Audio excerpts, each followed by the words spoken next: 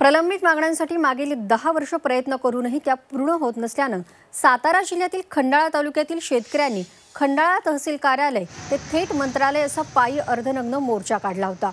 हा मोर्चा नवी मुंबईमध्ये दाखल झाला असून सोमवारी हा मोर्चा मंत्रालयावर धडकणार आहे। महाराष्ट्र औद्योगिक विकास महामंडळ म्हणजेच MIDCनं जमीन संपादित करताना दिशाभूल केल्याचा आरोप या शेतकऱ्यांचा आहे। मागण्या मान्य न झाल्यास जलसमाधी घेऊ असा इशाराही शेतकऱ्यांनी सरकारला दिला आहे। शेतकऱ्याच्या आता 50% जमिनी राहिल्या नव्हत्या होते। आम्हाला त्यावेळेस ना टप्पा नंबर 1 मध्ये ना 7.5 लाख रुपये एकरी दर दिला व टप्पा नंबर 2 मध्ये 20 लाख रुपये एकरी दर दिला। ह्या जमिनी त्यांनी कोटी 1.5 कोटी पुढे विकल्या गेल्या।